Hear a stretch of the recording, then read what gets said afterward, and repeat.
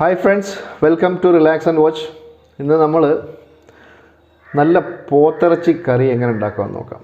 നല്ല നാടൻ രീതിയിൽ പോത്തിറച്ചി കറി വയ്ക്കുന്നതിനെ കുറിച്ചാണ്. അപ്പോൾ അതിനാവശ്യമായുള്ള സാധനങ്ങളെല്ലാം നമുക്കൊന്ന് നോക്കാം.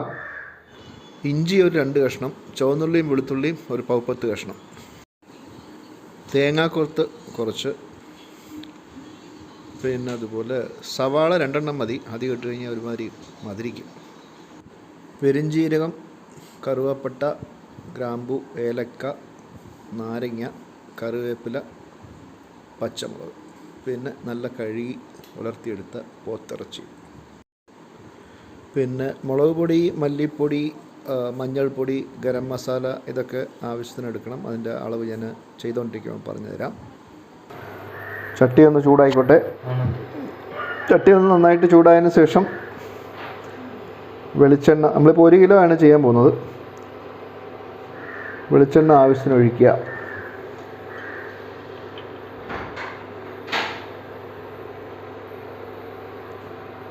വെളിച്ചെണ്ണ ഒന്ന് ചൂടായി വരുമ്പോൾ അതിലേക്ക് പട്ട, ഗ്രാമ്പു, ഏലക്ക നേരത്തെ എടുത്ത് വച്ചിരിക്കുന്നത് അതിലേക്ക് ഇടുക. അതിനോടൊപ്പം തന്നെ അരിഞ്ഞു വച്ചിരിക്കുന്ന തേങ്ങാക്കൊത്തും കൂടെ അതിലേക്ക് ചേർക്കാം. ഈ തേങ്ങാക്കൊത്ത് ചെറുതായിട്ടൊന്ന് മൂത്തതിന് ശേഷം സവാളയൊക്കെ ഇട്ടിരുന്നാൽ മതി.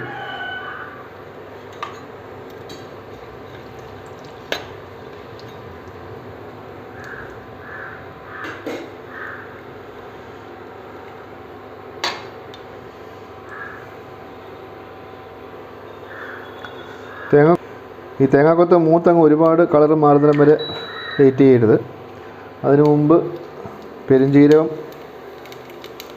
ഇട്ടിട്ട് അതിനോടൊപ്പം തന്നെ സവാളയും കൂടെ, അരിഞ്ഞു വെച്ചിരിക്കുന്ന സവാള ഒരു 2 സവാള അതും ഇട്ട് കൊടുത്തോളാം. ചുവന്നുള്ളിയും അതിനോടൊപ്പം തന്നെ ചേർക്കാം. അപ്പോൾ ഇതെല്ലാം കൂടെ കിടന്നൊന്ന് മൂത്ത് വരട്ടെ. അതിന് ശേഷം പിന്നെ ഇഞ്ചി, വെളുത്തുള്ളി എന്നിവയെല്ലാം ചേർക്കാം. അപ്പോൾ ഈ ചെറിയ ചൂടിലിട്ട് നന്നായിട്ട് ഈ ഉള്ളിയും ഇതെല്ലാം വണങ്ങുമ്പോൾ തന്നെ പച്ചമുളകും കറിവേപ്പിലയും കൂടി ഇട്ട് കൊടുക്കുക. സവാളയുടെ കളറൊന്ന് മാറി വരുന്ന സമയത്ത് നമുക്ക് ഇഞ്ചിയും വെളുത്തുള്ളിയും ചതച്ചത് ഇട്ട് കൊടുത്താൽ മതി. ഈ കളറൊക്കെ ഒന്നും മാറി വരുന്നുണ്ട്. ഈ സമയത്ത് ചരിഞ്ഞ് വെച്ചിരിക്കുന്ന ഇഞ്ചിയും വെളുത്തുള്ളിയും കൂടി ഇട്ട് കൊടുക്കും.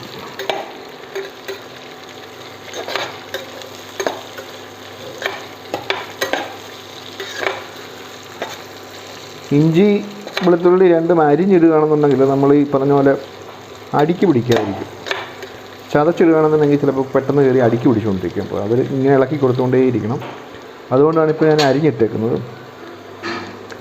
ഇഞ്ചിയും വെളുത്തുള്ളിയും നന്നായിട്ടൊന്ന് മൂത്തോട്ടെ. അതുവരയ്ക്കും നമുക്കൊന്ന് അടച്ചു വയ്ക്കാം.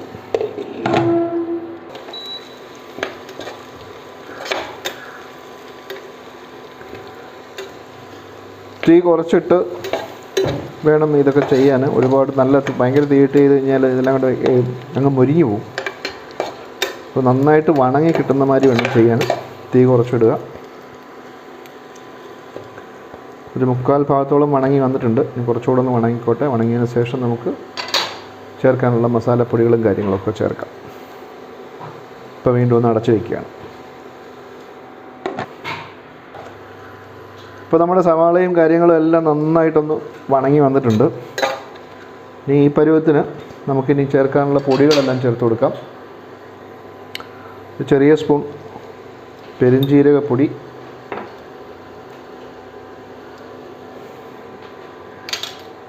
മല്ലിപ്പൊടി അതുപോലെ ഒരു ചെറിയ സ്പൂൺ,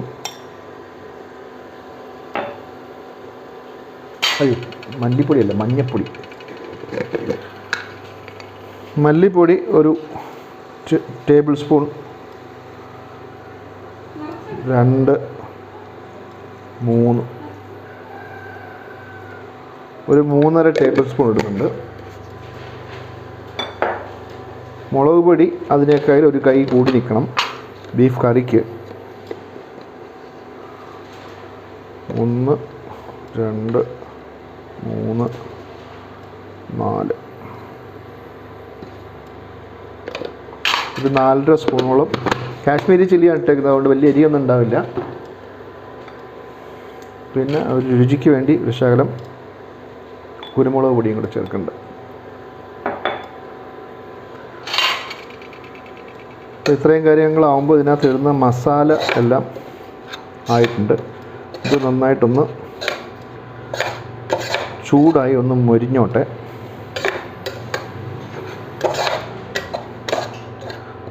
മസാല ഒന്ന് മൂത്തതിന് ശേഷമേ വെള്ളം ഒഴിക്കാൻ പാടുള്ളൂ.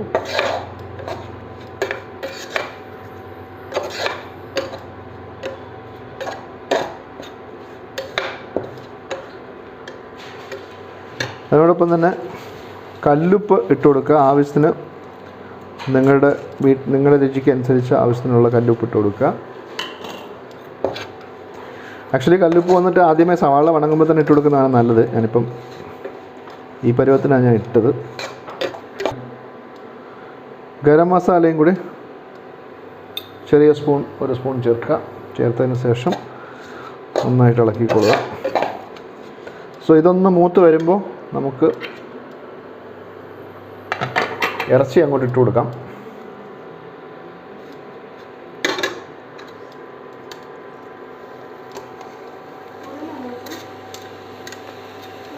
ഇല്ല,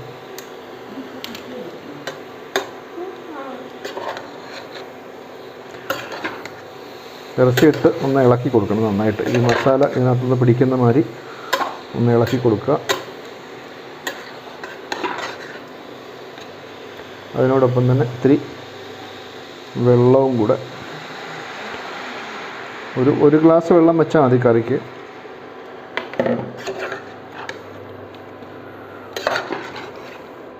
ഒരുപാട് വെള്ളം വെച്ച് കഴിഞ്ഞാൽ അങ്ങ് തീരെ വെള്ളം പോലെ ആയിപ്പോവും. അപ്പം നമുക്ക് ചാറ് എന്തോരം ആവശ്യമുണ്ടോ അതിനനുസരിച്ചുള്ള പരുവം നോക്കി വെള്ളം വയ്ക്കുക.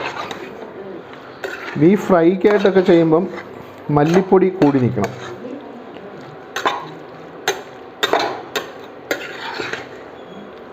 അല്ലാണ്ട് കറിയായിട്ട് വെക്കുമ്പോൾ മുളക് പൊടി ശകലം കൂടി നിൽക്കുന്നതാണ് കറിക്ക് നല്ലത്.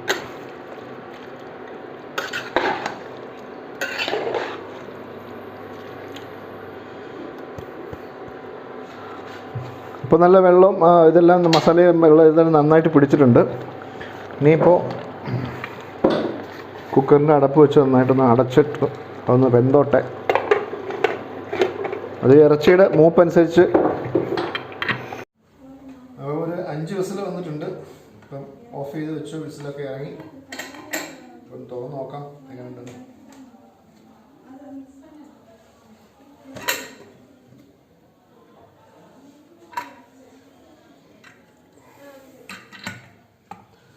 നല്ല കളർ വന്നിട്ടുണ്ട്.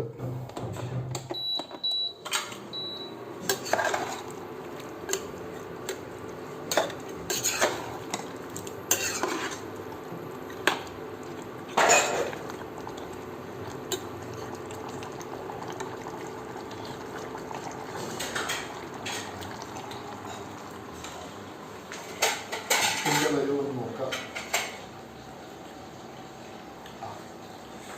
സൂപ്പറായി.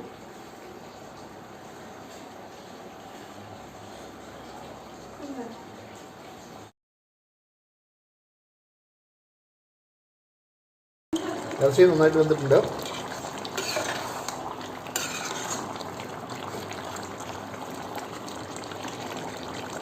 പരുവം വന്നിട്ടുണ്ട്. ഇനിയിപ്പം ഒരു ശകലം വെളിച്ചെണ്ണ മേളിലൊഴിച്ച് നമുക്കൊന്ന് അടച്ച് വയ്ക്കാം. 2 മിനിറ്റ് അടച്ച് വെച്ചിട്ട്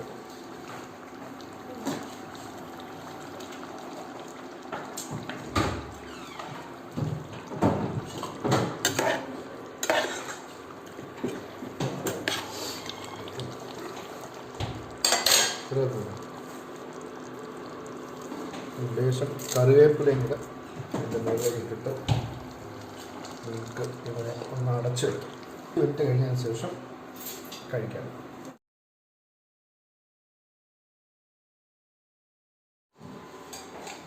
ഒരു 5 മിനിറ്റ് അടങ്ങി, ആവിയൊക്കെ അടങ്ങി.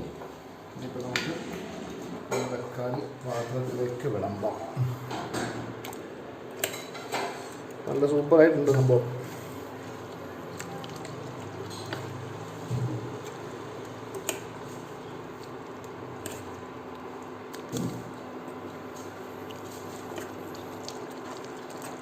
ഇനിയിപ്പോൾ വൈകിട്ടത്തേക്ക് ഈ സാധനം ഒന്ന് ചാറൊക്കെ ഒന്ന് വറ്റിച്ച് ഒരു ഇത്തിരി തേങ്ങാക്കൊത്തോടൊന്ന് ഇട്ട് 4 പച്ചമുളകും സവാളയും ഇട്ടൊന്ന് വഴറ്റിയെടുക്കുകയാണെന്നുണ്ടെങ്കിൽ നല്ല ഒന്നാം തരം പോത്ത് വരട്ടിയതാണ്. നല്ല മുറ്റിയ പോത്താണെങ്കിൽ ആ രുചി വരുള്ളൂ. ഇതിപ്പോൾ നല്ല പോത്തായിരുന്നു, മുക്കാൻ പോത്ത്. ഓക്കെ ഫ്രണ്ട്സ്, നമ്മുടെ റിലാക്സ് ആൻഡ് വാച്ചിലെ ആദ്യത്തെ കുക്കറി ഷോ പോത്തിറച്ചി കറി സംഭവം അടിപൊളിയായിട്ട് വന്നിട്ടുണ്ട്. Thanks for watching relax and watch. Modi video ഇഷ്ടപ്പെട്ടെങ്കിൽ സബ്സ്ക്രൈബ് ചെയ്യുക, ബെല്ലൈക്കൺ ക്ലിക്ക് ചെയ്യുക, നിങ്ങളുടെ സുഹൃത്തുക്കൾക്ക് ഷെയർ ചെയ്ത് കൊടുക്കുക, സപ്പോർട്ട് ചെയ്യുക. Thank you. Thanks a lot. നല്ല തേങ്ങാച്ചോറും പോത്തിറച്ചി കറി സംഭവം നല്ല കോമ്പിനേഷനാണ്. സാധനം അടിപൊളിയായിട്ടുണ്ട്. ഒരുപാട് കഴിച്ചു നോക്കാം.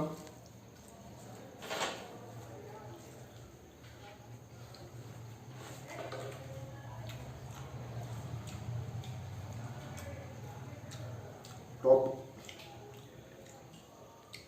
അപ്പോൾ ഉഗ്രനായിട്ടുണ്ട്. തേങ്ങാച്ചോറിൻ്റെ കൂടെ പോത്തുകറി ഉഗ്ര സാധനമാണ്. നല്ല കോമ്പിനേഷനാണ്. അപ്പോൾ എല്ലാവർക്കും താങ്ക് യു.